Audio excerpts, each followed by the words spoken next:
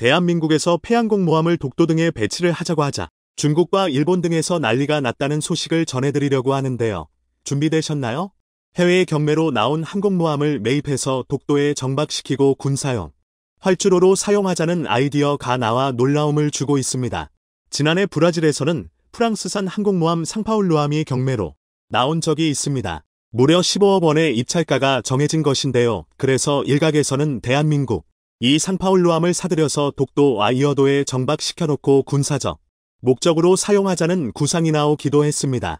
하지만 안타깝게도 이 항공모함은 지난 2020년 초 인도에 낙찰되었다고 하는데요. 그런데 그보다 더 나은 구상이 나오고 있어 놀라움을 주고 있습니다. 바로 메가플로트 공법입니다. 미국에서 제2차 세계대전 때 나온 공법으로 운영비용이 많이 소모되는 항공모함 대신에 활주로를 거대한 부유물로 만들어 사용한다는 공법입니다. 실제 일본과 미국에서는 제2차 세계대전 때부터 나온 구상과 계획이며 일본은 도쿄만에 실제로 1km의 메가플로트 구조물을 만들어 항공기 이착륙 실험까지 진행했다고 합니다. 중국에서는 메가플로트 공법이 좀 더 적극적으로 활용되고 있는데요. 무려 1마일이 넘는 메가플로트를 만들어 실전 배치까지 마쳤다고 합니다. 그래서 우리 대한민국에서도 비용 소모가 많은 항공모함 건조 대신 독도와 이어도 경렬비열도 등의 메가플로트를 배치하여 활용하자는 목소리가 높아지고 있는데요. 메가플로트는 이러저러한 장점이 많습니다. 바로 길이 제한이 없어 항공기 이착륙이 매우 용이하다는 것입니다. 항공모함은 길이가 가장 긴 항공모함 도 332m에 불과합니다. 때문에 이착륙을 위해서는 어레스팅 기어와 캐터펄트가 필요한 상황이지만 대한민국에서는 이 기술이 부족한 상황입니다.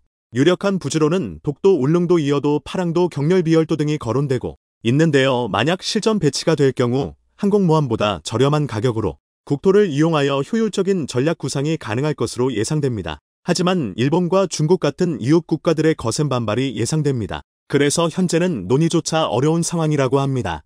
일본에서는 중국과 러시아 같은 대형 국가들에서 이러한 군비 증가를 하는 것은 이해를 하지만 한국 같은 작은 나라가 이러한 행동을 하는 것은 괘씸하다고 하는 분위기라고 하는데요. 특히 일본에서는 한국 공군기가 독도 상공을 초계 비행을 하는 것만으로도 항의를 하고 있습니다. 일본 정부는 지난 국군의 날에 우리 F-15K 공군기 2대가 독도 상공을 초계 비행한 것을 두고 일본 방위성과 외무성은 즉각 주일 한국대사관 담당 무관과 담당 공사를 각각 불러 적극적으로 항의를 할 뿐 아니라 10년 안에 항공모함을 4척으로 증강할 것이고 수직이 착륙이 가능한 F-35기를 147대까지 확보할 것을 발표할 정도로 민첩하게 군사강대국으로 발돋움하고 있습니다. 하는 것은 괘씸하다고 하는 분위기라고 하는데요. 또 중국 역시 2040년까지 대한민국을 중국의 영향권에 녹는다는 계획을 내놓으며 한국 네티즌 사이에 충격을 주고 있습니다. 그래서 한국에서는 자주적인 국방력을 강화하기 위해서 꾸준한 노력을 기울여야 한다는 목소리가 높아지고 있는데요. 특히 도서 지역의 요새화는 매우 중요하다고 합니다. 최근 들어 중국과 대만 간의 무역 충돌의 분위기가 감지되고 있어 한반도 도서 지역의 메가플로트 시설의 도입이 시급하다는 의견이 나옵니다. 중국의 관영 언론지 황구15에서는 과거 중국과 인도 간의 전쟁이 났을 때 사용됐던 선전포고의 의미가 담겨있는 표현이 담긴 보도를 내놓아 언제라도 전쟁이 날 수 있는 상황이라고 합니다. 대만과 중국이 무력 충돌이 나게 되면 제3차 세계대전급의 상황이 발생하게 됩니다. 대만의 중공군의 포탄이 떨어지는 순간 동아시아판 나토 조직체인 쿼드 동맹체인 미국, 일본, 호주, 인도가 자동으로 참전하게 되는 상황이 이에 대만에서는 세계 6위의 군사 대국인 대한민국 역시 대만을 도와 주러 올 것이라고 분석을 하고 있는데 그들의 분석에 의하면 한미상호 방위조 약에 따라 미국이 전쟁이 발생하면 한국이 무조건 참전해야 하는 조약이 체결돼 있어 대만에서 무력 충돌이 발생하면 한국이 무조건 도우러 올 수밖에 없다는 분석을 내놓고 있습니다.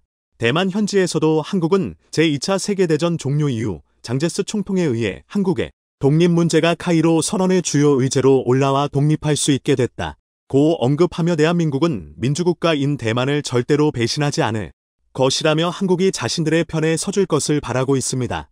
그들의 분석대로 한미상호방위 조약이 작동해서 대한민국이 참전하게 될 경우 한반도를 보호하기 위해서 도서 지역의 요새화는 매우 중요한 상황입니다. 바로 한반도의 해군력의 공백이 발생할 수 있기 때문인데요. 대만은 지난 한국전쟁 당시 최정예 부대를 파병할 준비를 마쳤으나 대만 역시 중공군의 위협을 받고 있던 터라 결국 참전하지는 못했습니다. 이런 과거의 일 때문에 한국 내부에서는 한국전에 참전하지도 않은 대만에 굳이 파병을 해야 하는지 아직까지 논란이 많은 상황입니다. 하지만 대만은 동아시아의 주요한 민주국가이며 한국 독립에 결정적인 역할을 한 나라로서 대한민국에게는 매우 중요한 국가입니다. 결정적으로 미국이 참전하게 될 경우 한국 역시 참전하게 될 가능성이 높은 상황입니다. 한반도의 서쪽 지역, 그러니까 백경도부터 제주도로 이어지는 라인 바로 맞은편의 중국 해안에는 세계 최강의 해군으로 불리는 중국 북해함대가 산동반도의 칭다오시에 있고 제주도 근해의寧波시에는 동해함대가 자리 잡고 있습니다. 특히 북해함대에는 핵잠수함이 6척이나 있는 상황이어서 자칫 방심하게 되면 대한민국은 매우 큰 위기에 직면하게 됩니다. 서해안 지역은 우리나라 최대 인구 밀집 지역이며 가장 자본의 밀도가 높은 곳이어서 대한민국이 양안갈 등 문제에 참여하게 될 경우 매우 위험한 상황이 됩니다. 바로 한반도의 해군력의 공백이 발생할 수 있기 때문인데요. 대만과 중국 간의 양안 갈등이 점점 긴박하게 돌아가는 상황에서는 항공모함의 건조도 중요하지만 당장 우리 국토를 보호할 방안이 시급하다는 분석이 나옵니다. 메가플로트 공법은 도서지역의 기지건설을 위한 토목사업이나 항공모함 건조 시간보다 더욱 빠르게 건조할 수 있습니다. 십수년이 걸리는 공항건설 사업에 비해서 공사기간이 1년에서 2년 정도 밖에 걸리지 않을 뿐 아니라 토지 보상 비용이 전혀 들지 않아서 땅값이 비싸고 해양 플랜트 건조 능력이 우수한 대한민국에서 가장 알맞은 공법이 될 것이라는 분석이 나옵니다. 특히 서해의 독도라고 불리는 경렬 비열도는 지난 2014년 중국에서 매입을 시도했던 사건 이후 최근 국회에서 국가지정전략항만으로 지정하자는 회의까지 개최될 만큼 안보상 중요한 거점으로 부상하고 있습니다. 경렬 비열도에 메가플로트가 건설될 경우 바로 인근의 평택미 공기지, 오산공 공기지 등과 함께 운용할 수 있어서 수도권 지역을 중국으로부터 보호할 수 있는 최고 적지가 될 것이라는 의견이 나옵니다. 특히 인근의 충청도 지역과 평택에는 대한민국 주력 사업인 반도체 공장들이 밀집해 있어서 무력 충돌 사태가 발생할 경우 제1순위 타격 대상이 될 것이라는 분석이 나오는데 요 경렬 비열도의 메가플로트 공법, 의왕공 군사기지로 활용 가능한 시설이 건조된다면 단 12년 안에 배치가 가능할 것으로 전망되고 있습니다. 동북아 지역의 정세가 요동치면서 대한민국의 안보가 위협받고 있습니다. 하루속히 전국 토의 요새화를 통해서 한민족의 영구적인 안위를 지켜 KF-21이 드디어 한국 국민들 앞에서 최초로 모습을 공개하게 됩니다. 현재 멋진 데뷔전을 준비하고 있는데요. 9월 26일 국군의 날 기념행사에 참가할 공중편대에는 KF-21이 선두에서 날고 F-35와 F-50통 6종 21대의 전투기가 대규모 편대 비행을 펼치게 됩니다. 벌써부터 KF-21의 공중기통이 도심에서 포착되기도 하였는데요. 한 네티즌이 올린 영상에서는 KF-21 6호기로 보이는 기체가 굉음을 내뿜으며 도심 상공을 가르고 있었습니다. 특히 랜딩기어 내놓고 비행하던 시험 비행대와는 달리 전부 수납한 형태로 비행하는 모습에서 KF-21의 개발이 순조롭게 진행되고 있음을 알 수 있었고, 또한 멀리서 보이는 기체의 외형이 마치 세계 최고의 공중우세기로 불리는 미국 5세대 스텔스 전투기 F-22 랩터와 사뭇 유사하여 많은 화제가 되기도 하였습니다. 다시 봐도 정말 우리 한국이 개발한 전투기라는 것이 믿겨지지 않을 정도입니다. KF-21이 개발에 착수한 지 8년 만에 국민들에게 첫 공개되면서 내년으로 예정된 양산에 대한 기대감도 커지고 있습니다. 최근 국내 한 언론사의 모기자가 KF-21 가격이 BB 영억을 초과한다며 미 F-35 스텔스기보다 비싸 양산의 차질을 빚을 수 있다는 기사를 내보내기도 하였는데요. 그러나 사실 KF-21은 개발 초기 당시 예상 대당 단가를 6,500만 달러터부터 7천만 달러로 책정하였고, 이를 현재 환율로 변환하면 860억 원에서 928억 원 사이이기에 당초 계획에서 벗어난 건 아니었습니다. 게다가 기자가 비교군으로 대입한 7천만 달러대의 F-35는 프로그램 코스트도 유닛 코스트도 아닌 미 국무부가 발행한 엔진 제외 대당 평균 약 7,500만 달러였는데요. 엔진을 뺀 기체마저도 현재 환율 고려하면 995억인데 880억인 KF-21이 어째서 더 비싸다고 말하는 것인지 이해를 할 수 없습니다. 특히 최근 한국은 F-35A25대를 도입하기로 하면서 6조 7천억 원 규모의 FMS를 발행했습니다. 이는 KF-21 양산 시점과 6세대 개발 시점 사이 발생할 전력 공백을 F-35의 도입으로 메꾸겠다는 계획인데요. 이번 계약을 보면 6조 7천억 원 전체 예산은 예비 부품, 군수 지원, 후속 패키지가 포함된 프로그램 코스트로 대당 가격은 2,680억 원이었으며 일반적인 유닛 코스트는 전체 비용에서 절반에 해당한다는 점을 고려하면 순수 기체 단가는 1,300억 수준임을 알 수 있었습니다. 더욱이 방사청이 국방연구원에 제출한 사업 타당성 검토 자료에 표기된 KF-21에 대당 880억 원, 6,600만 달러는 초기 양산시의 가격으로 앞으로 추가 수출 및 블록 2와 블록 3 개발을 통해 양산 단가는 더욱 내려갈 여지가 충분합니다. 현재만 넘고 보더라도 통급 기체인 나팔과 유로파이터 타이푼과 비교시 확실한 가격 경쟁력을 가지고 있죠. 사실 KF-21은 초기 개발부터 사업성에 관한 논쟁이 끊이지 않았습니다. 7번에 달하는 사업 타당성 검토로 개발이 착수되기 전 13년간의 긴 논쟁을 거쳐야 했죠.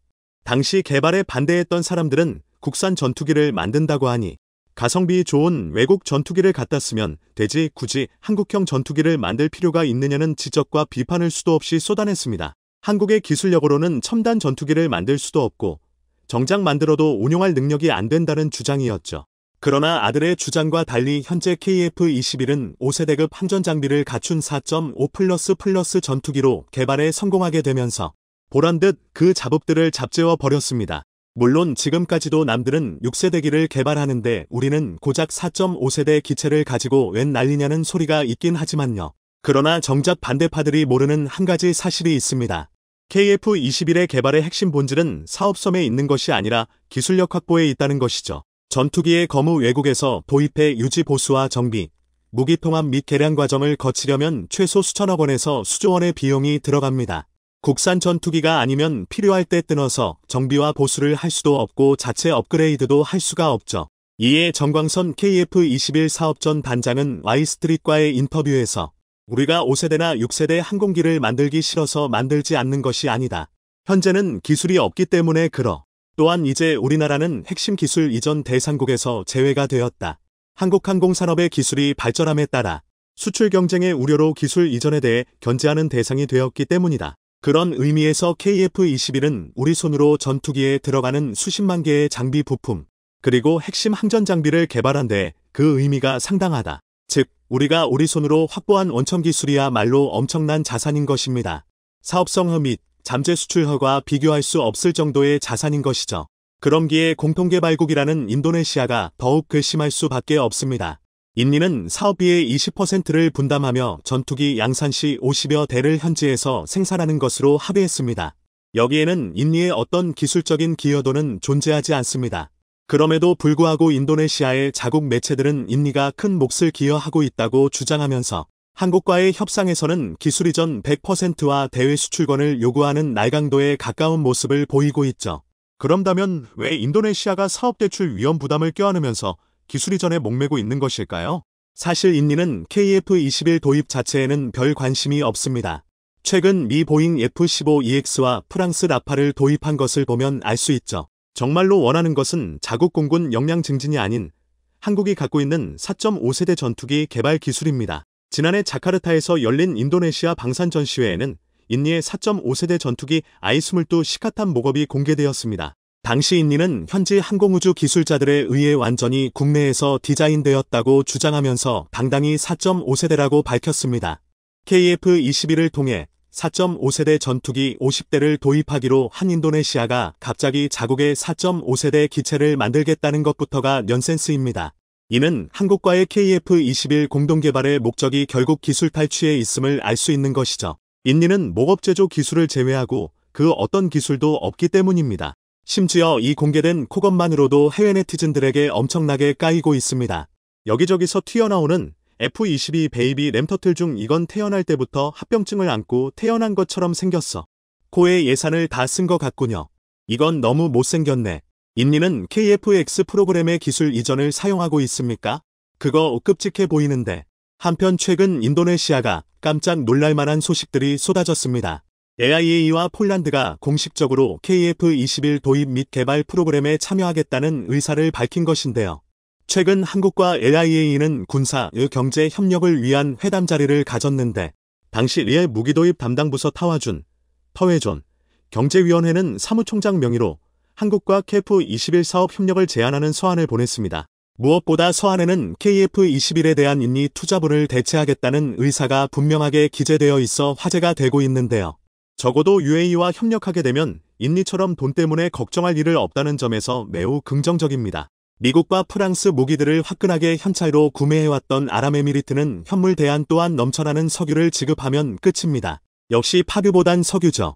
또한 최근 폴란드는 32대의 신형 전투기 도입을 추진하겠다며 KF-21에 대한 직접적인 관심을 드러내기도 하였습니다. 지난 14일 폴란드 매체 디펜스 24에 따르면 폴란드 부하슈차크 국방부 장관은 최소 2개 편대가 더 필요하다고 전했으며 이에 KF F-21, 보잉 F-15EX, 로키드 마틴 F-16V, 영국 에이페 유로파이터 타이푼이 계약을 놓고 경쟁하고 있다고 하였습니다. 지난 6월에는 폴란드 국영방산 기업 PGZ의 회장이 직접 KF-21 블록 2에 대한 공동개발을 요청하기도 하였죠. 결국 초조한 것은 인도네시아입니다. 진작에 인리에 도착해야 할 시제기는 아직도 한국에 머물고 있으며 오히려 계약 불이행으로 현재까지 지급한 2,783억 돌려받지 못할 수도 있기 때문입니다. 인도네시아의 분담급이 전액 납부되지 않는다면 개발 완료 후 제공하기로 예정된 생산과 관련된 기술 및 시제기 5도 가져가지 못합니다.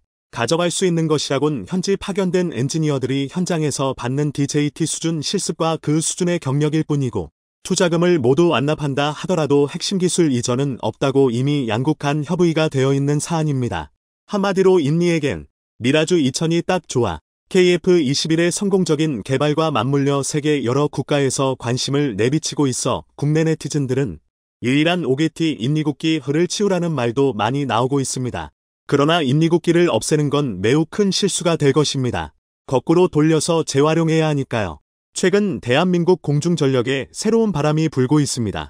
물론 KF-21 보람의 초도 양산 물량 축소에 대한 논의는 아직 시간을 두고 지켜봐야겠지만 이와 별개로 항공전력의 질적 향상은 꾸준히 진행되고 있습니다. 그간 우리 공군이 어떻게든 필요한 최소 수량을 맞추기 위해 장비 편제에만 급급했다면 이제는 단계적인 질적 향상을 추구하고 있습니다. 특히 아시아 대륙 민주주의의 천병이자 동북아에서 가장 강력한 공군을 보유한 나라 중 하나로서 유사시 제공권 장막을 위해 전투력 자체를 끌어올리고 있는데요. 그래서 준비했습니다.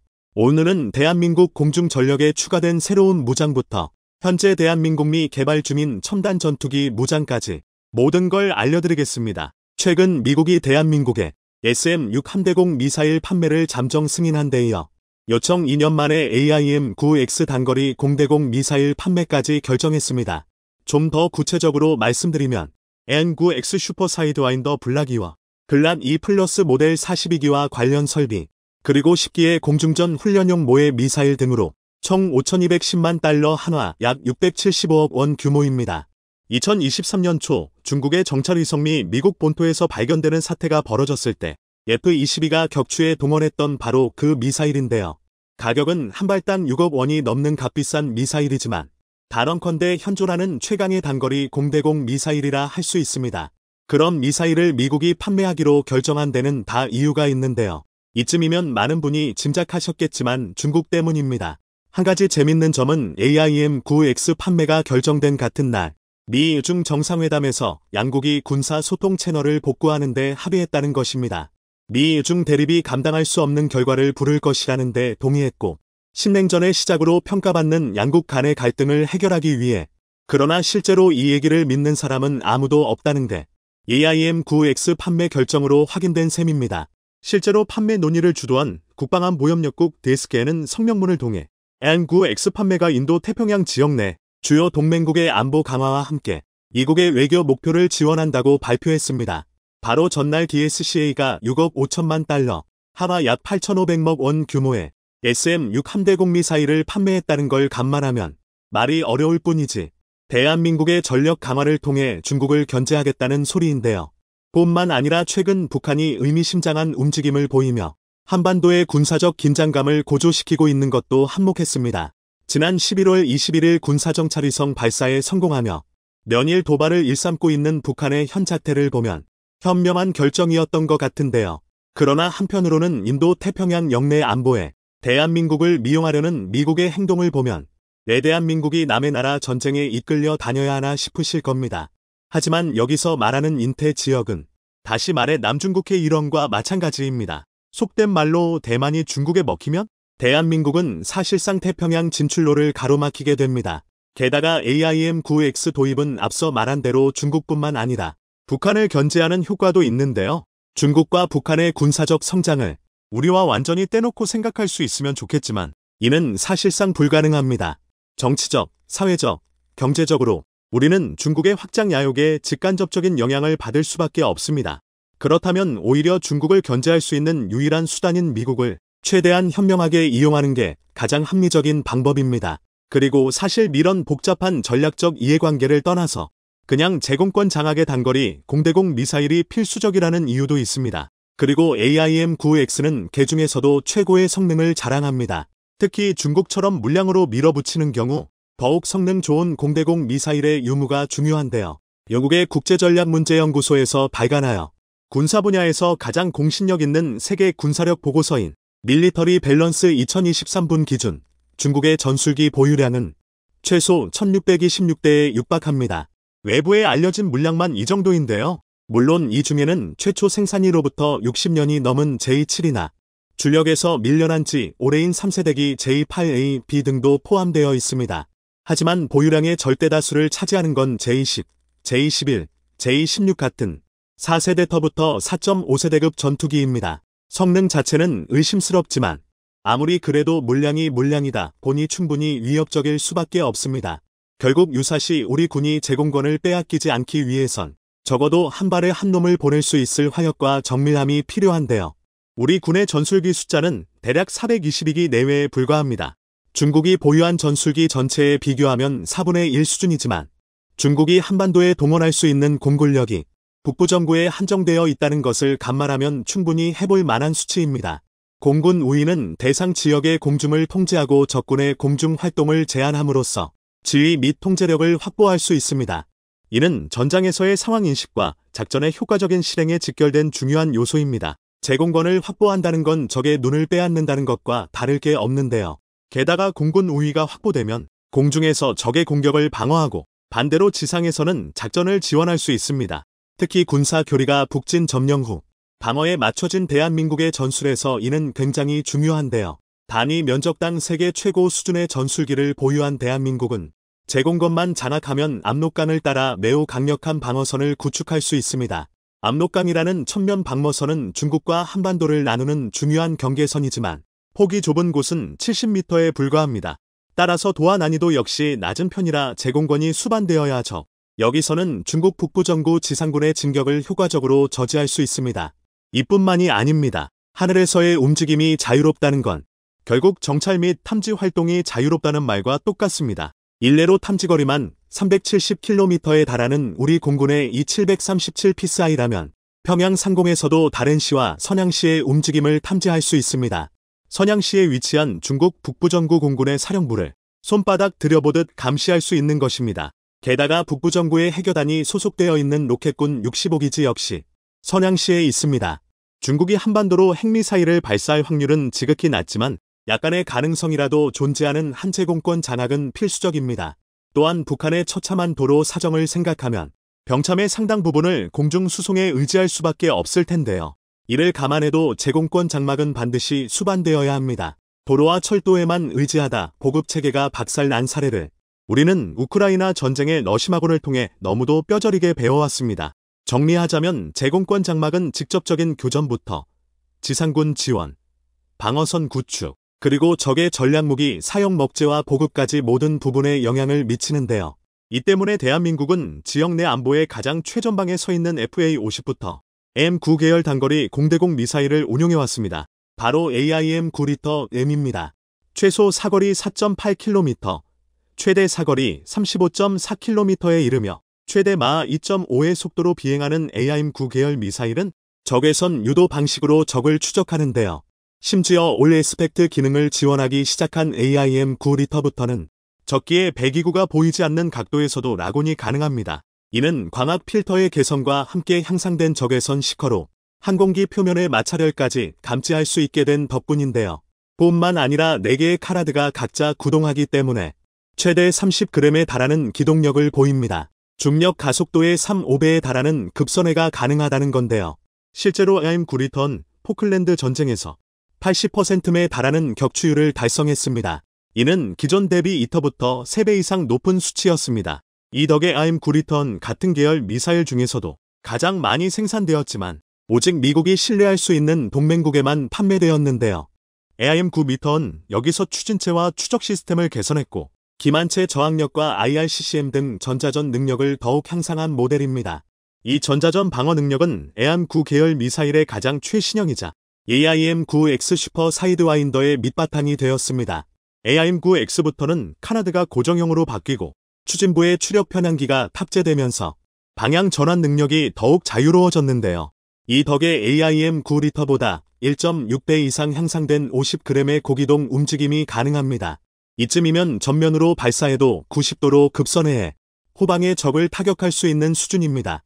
그것도 마하 2.5의 초음속으로 비행하면서 이런 입체적인 움직임이 가능한데요. 아울러 조준선 박 추적 기능, 일명 코비스를 탑재하면서 90도 이상의 목표물을 추적할 수 있습니다. 전방뿐만 아니라 측후면까지가 전부 AIM-9X의 타격 범위인 셈입니다. 대한민국은 AIM-9X 초기형을 F-15K와 함께 도입했고 2017년, 2020년 그리고 2023년 3차례에 걸쳐 블락 2와 블락 2 플러스 모델을 도입했습니다. 가격은 먹 소리 나지만 3차례나 도입할 만큼 가치가 있습니다. 게다가 FA-50은 블락 20부터 KF-21은 블락 1부터 AIM-9X를 탑재하기 시작할 텐데요. 특히 KF-21은 이로써 미티어와 IRIS-T부터 AIM-9X까지 미국과 유럽이 자랑하는 공대공 미사일을 모두 동합하게 되었습니다. 이는 그만큼 전술적 다양성이 넓어진다는 의미인데요. 각 국가의 미사일은 특정 상황이나 대상에 특화되어 있기 때문에 이를 조합함으로써 다양한 전투 상황에서 효과적으로 대응할 수 있습니다. 덩달아 비용 효율성이 높아지고 여러 국가와 상호 교환성을 유지할 수 있다는 건 덤입니다. 그리고 결정적으로 다양한 무장을 국산 전투기에 운용할수록 대한민국만의 공대공 미사일을 개발하는 데 큰 도움이 됩니다. 우리 개발진들은 KF-21 개발이 완료된 이후 5년까지 공대공 미사일을 개발할 예정입니다. 이 중에서 단거리 공대공 미사일은 AIM-9X와 최소 동급 이상의 성능을 추진 중이고 장거리 공대공 미사일은 미티어와 유사한 덕티드 램제트를 적용할 예정인데요. 무장 통합과 운용 경험이 대한민국의 개념적 지평선을 넓힌 덕입니다. 쉽게 말해 고기도 먹어본 놈이 잘 먹는다고 대한민국의 미사일 기술력이 미국이나 유럽에 전혀 뒤질 게 없다는 걸 깨달은 것입니다. KF-21 보라매뿐만 아니라 T-50, 나아가 FA-10 개발에서도 한국 기술 수준으로는 물이 나며 수많은 반대가 있었다는 사실을 떠올려보면 이 개념의 확장이 왜 중요한지 이해할 수 있으실 텐데요. 뿐만 아니라 대한민국은 그동안 수입에만 의존해왔던 대방 사유도탄의 자체 개발에도 돌입한 상태입니다. 미국이 HM88g AARGM-ER, 통칭 HARM의 최신 모델을 KF-21에 통합하는 걸 거절했기 때문입니다. 여기서 끝이 아닙니다. 적의 탄도미사일을 초기 단계에서 방어하기 위한 상승 단계 요격미사일 역시 국내 기술로 개발 중인데요. MD 시스템의 전통적인 종말 단계 방어로는 피해가 동반될 수밖에 없지만 탄도미사일의 추진 구간에서 격추할 수 있으면 부수적 피해는 물론 요격률 역시 기하급수적으로 높일 수 있습니다. 다만 상승 단계 요격미사일은 기술적 어려움이 굉장히 높습니다. 오죽하면 미국조차 실용화 단계에 도달하지 못했을 정도입니다.